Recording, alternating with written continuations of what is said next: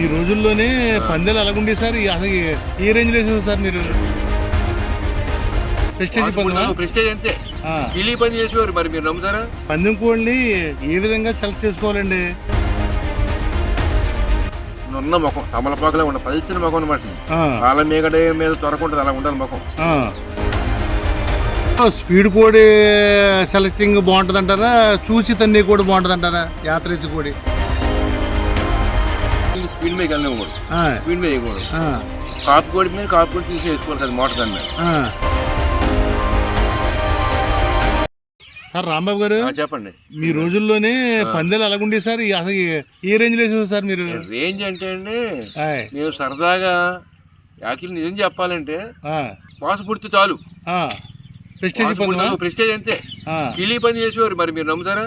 కిళ్ళీ పని అంటే ఒక 2 కిళ్ళీలు కట్టి పళ్ళెల్లో పెట్టి ఓడిపోయినోడు నెగ్గినోడికి తినిపించాలి. ప్రెస్టేజ్ పని ఉండదు, డబ్బులు కాదు లెక్క.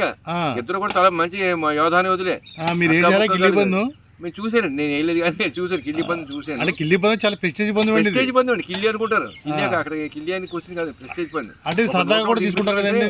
బావగారికి బావమని తినిపించారు బెల్లం మొక్క, ఆ రేంజ్ లో తీసుకునేవారు, అంత ప్రెస్టేజ్ తీసుకునేవారు. కోడి పుంజి పొడితే చాలు అనుకునే వాళ్ళం. 100-200 అంటే తలకో రూపాయి, ₹10 కూడా పట్టుకుని ఉండేవారు. ఎన్ని సంవత్సరాలు కదా సార్ ఇది? ఇప్పుడు కాదు, నేను చూపించగా నేను చెప్పేది ఒక 65-67 70కి ముందండి. 1970కి ముందు మాట చెప్పి అప్పుడు ₹100 అంటే ఇప్పుడు 500 అంటే ఇవాళ 10 లక్షలు వేసినట్టు లెక్క. 10 లక్షల కన్నా ఎక్కువే అప్పుడు 500 అంటే. ఆ రోజుల్లో అంత 500 పందెం అంటే ₹5 కన్నా తక్కువ పుచ్చుకునేవారు కాదండి. 5, 10, 20 ఇలా ఇచ్చుకోవడం. ఆ 500 చాలా హైలైట్ అనమాట, మామూలు ఒక మాదిరి కాదు. ఇంకా ఇవాళ మీరు 50 లక్షలుగా వేయచ్చు, 500 అంత గొప్ప కమర్షియల్ అయిపోయింది. రాంబాబు గారు చెప్పండి, ఇప్పుడు పందెం కోళ్ళని ఏ విధంగా సెలెక్ట్ చేసుకోవాలండి? ఏ విధంగా ఎన్నుకోవాలి మనం? పందెం కోడి సెలెక్షన్ అంటే అండి, కోడి పుంజు దొడ్డికి కూడా కొద్ది గుడ్డు వీలు ఉంటుంది. దొడ్డిని బట్టి వాడు మేపీ చేసారం ఉంటుంది. మన సాంప్రదాయ ప్రకారం కొన్ని సిద్ధాంతాలు మనం నమ్మాలి. అయితే కోడి పుంజు మంచి కన్ను, ఏటు కన్ను, మంచి చిలకడ, మండేది చిన్న మండే, చిట్లింగ్ ఉన్నా పర్వాలేదు, నున్న ముఖం తమలపాకులా ఉండ పదిచ్చిన ముఖం అనమాట. వాళ్ళ మీగడ మీద త్వరకుంటుంది, అలా ఉండాలి ముఖం. కొద్దిగా గట్ట బిగుంటే సుతులు ఉంటాయండి కింద, సుతులు దగ్గరికి ఉండాలి. సుతులు దగ్గర ఉండాలండి. కోడిపుని పట్టుకుంటే 2 కాళ్ళు కూడా ఇలా ముడిచేయాలి పైకి, ఇలా ముడిచేయాలి పైకి. అది క్వాలిటీ కోడిపుని తగ్గుతుంది అనమాట. ఇకపోతే మయ్యవేలు ఉంటుంది, భూమి మీద నుంచి పెట్టినప్పుడు సెంట్రేలు లాగిపెట్టి నేలకేసి కొట్టాలి, టెంపర్గా లేగాలి. కోడికండి మధ్యలో పట్టుకుంటే టెంపర్గా లేగాలి. కోడిపుంజు గట్ట పట్టుకుని లాగితే కోడిపుంజు మనం లాగిలా ఉండాలి ఎదరికి, అంత సౌర్యంగా ఉండాలి కోడిపుంజు.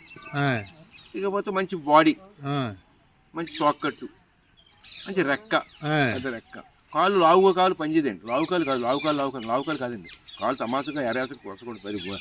కొంగకాళ్ళ కాకుండా అలాగని పొట్టికాయలు కాకుండా కాళ్ళు మీడియం సైజులో చక్కగా బద్దకాలు ఉంటుంది, గుండ్రం కాళ్ళు ఉంటుంది, 2 రకాలండి. బద్దకాలు కొడుపుంది చాలా మంచి. బద్దకాలు కొడుపుంది సన్నవీటుకుంటే కాళ్ళు తేలిగ్గా వస్తాయండి, కత్తి సిరితే. ఇవన్నీ కావాలండి, కన్ను, పన్ను, జుట్టు, ముఖం పలసన, పెద్ద రెక్క, మంచి గట్ట వెళ్తుంటే అండి, గట్ట వెళ్తుంటే బాగా స్పీడ్ అంటారు. వెళ్తి గట్ట ఉంటే కొంచెం కోడి మీద లూజ్ ఉంటుంది, తిరుగుతుంది లూజ్ ఉంటుంది. కొద్దిగా గట్ట బిగుంటే చుట్టూ దగ్గరికి ఉండాలండి. కొంకి మీద చెయ్యి వేసేమంటే ఇలా పట్టుకుంటే కొంకి మీద చేసి నొక్కితే చక్మ తనాలు కొడుతుంది. రాంబాబు గారు ఇప్పుడు ఇప్పుడు స్పీడ్ కోడి సెలెక్టింగ్ బాగుంటుంది అంటారా, చూసి తన్ని కోడి బాగుంటుంది అంటారా? యాత్ర కోడి దేనికి అదే మెరిట్. ఇప్పుడు చూసి తన్ని కోడి పోయింది స్పీడ్ మీద వెళ్ళకూడదు, స్పీడ్ మీద వేయకూడదు. కాపు కోడి మీద కాపు కోడి చూసి వేసుకోవాలి కదా మోటార్ దాని మీద. మరి కాపు కోడి అని అవసరం మనకి వయసుని బట్టి ఉంటుందండి. వయసులో ఏదైనా స్పీడ్గా తినేస్తాయి. ఒక స్టేజ్ వచ్చేది కోడిపుంజు నిదాన్ని తంతుంది, దాన్ని బయట పడికట్టిన బట్టి మన ఎదర కాలం అండి ఎక్కువ ఇంచుమించుగా మంచి కాలంలో కలుపుకోవాలి. కత్తి వేసేవాడు మంచి మేలు కావాలి, మేపోడు చేసాలు ఉండాలి. మనం ఈ రకంగా ప్రొసీడ్ అవుతామండి. అది రాంబాబు గారు కోడికి రంగు ఉందండి? కోడికి రంగు 100కి 100 ఉందండి రంగు. మీరు రంగు పంది వాడేవారు? రంగు పంది వాడతామండి. రంగు లేనప్పుడు కోడిపుంజు ఎంత తిన్నా కానీ కాలు పైకి ఎక్కదు. రంగు పంది ఉందంట? రంగు పంది ఉందండి. అయితే మనం 100 పంది 100 రంగులు, ఇప్పుడు ఆడు మేధావి వస్తాడు అతను, మనమే కాదు ఆడు వస్తుందని చెప్పి. అయితే అతనిది మనది వెర్షన్ తేడా అయినప్పుడు మన వెర్షన్ మేలు అయితే మనం గెలుస్తాం, మన వెర్షన్ రాంగ్ అయితే ఆడి సెలక్షన్ కరెక్ట్ అతను గెలుస్తాం. ఇద్దరు గెలుస్తూనే వేస్తారు. కానీ రంగు ఆడుకోవాలి కోడి రంగు లేదని కోడిపుంజు నేను అడ్డం చేసి కూడా నేను పోగొట్టిన రోజులు ఉన్నాయి. టెస్టింగ్ చేసాం. ఏంటంటే పెద్దోట్లోని నాస్తా ఎగబడుతున్నారండి. ఇప్పుడు నాస్తా పెడత వల్ల అసలు ఉపయోగం ఏంటి సార్ అని చెప్తారా? నాస్తా పెడుతుంటే ఇప్పుడు ప్రతి ఒక్కరు పెడతాం కాబట్టి మనం కూడా పెట్టాలి. మనం నాస్తాలు పెట్టకుండా నాస్తాలు పెట్టినట్టు మీకు వెళ్తే యాగం అండి. నాస్తా పెడతాం కోళ్ళు బీదన వస్తుంది. అయితే మన కోడిపుంజి ఎంత నాస్తా పెట్టినా ఏం మేత పెట్టినా మంచి సాకరీ చేసి మంచి కంటి తయారీ కావాలండి. తయారీ ఉంటేనే నాస్తా పెట్టిన విలువ కనపడుతుంది. తయారీ లేకుండా నాస్తా పెడితే మాత్రం కోడిపుంజి మనం అది ఇచ్చేయాలి, సమస్య లేదు.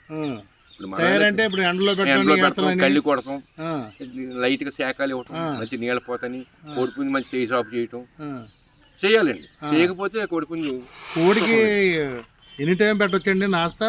పండగ ఉత్తి రోజుల్లో పెడితే కోడిపుంజి తొలగైపోద్ది. మామూలుగా బాగా 2 మాసాలు చాలండి. నవంబర్ కానించి చాలండి. 2 నెలలు నవంబర్ కానించి పండగ ముందు ఒక 10 రోజుల ముందు మానేయచ్చు.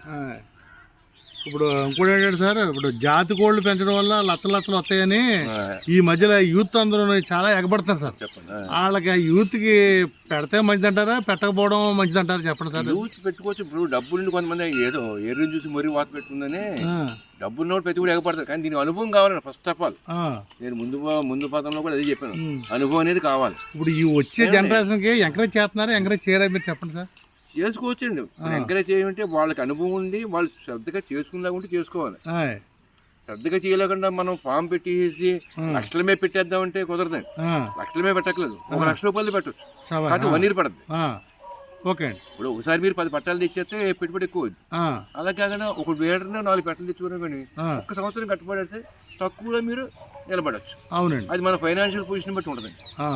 మీకు ఇది లేడీకి లేచిందే ప్రయాణం అనుకుంటే మీరు ఒకసారి పట్టాలు తెచ్చేసుకుని పండగ జనవరి అనుకోండి, ఏ ఆగస్టులో 15 మాసాలు పట్టాలు తెచ్చేసుకుని మీకు ఓపిక కొద్ది ఎన్ని తెచ్చుకుని అని మీరు తక్కువ 5-6 మాసాలకు వచ్చేస్తుంది. అలా కాకుండా ఏంటండి ఈ ఆగస్టు నెలలో చెప్పిన కదా వానలు వెళ్ళిన తర్వాత మంచి బ్రేటర్ని ఒక అడ్డాన్ని పెట్టలు తెచ్చుకున్నారు అనుకోండి, అవి దిగినప్పుడు జాగ్రత్త కూరి పెట్టలు తెచ్చుకుని జాగ్రత్త పిల్లలు చేసుకుని ఒక సంవత్సరానికి మీరు మంచి ఒక పొజిషన్లోకి వచ్చేస్తారు. మీతో 10 లక్షలు పెట్టుబడి ఏ పొజిషన్ ఉంటుంది, మీరు అదే పొజిషన్ ఉంటారు. మీకు 1 లక్ష అవుద్ది, అది 10 లక్షలు అవుద్ది. అది మనం ఆర్థిక పరిస్థితిని బట్టి మన ఫైనాన్షియల్ కెపాసిటీని బట్టి ఉంటుందండి. నా సలహా ఇది. తట్టుకోలేనివాడు ఒక ప్రకటన తెచ్చుకుని పెట్టలు పెట్టి తీసుకోవాలి.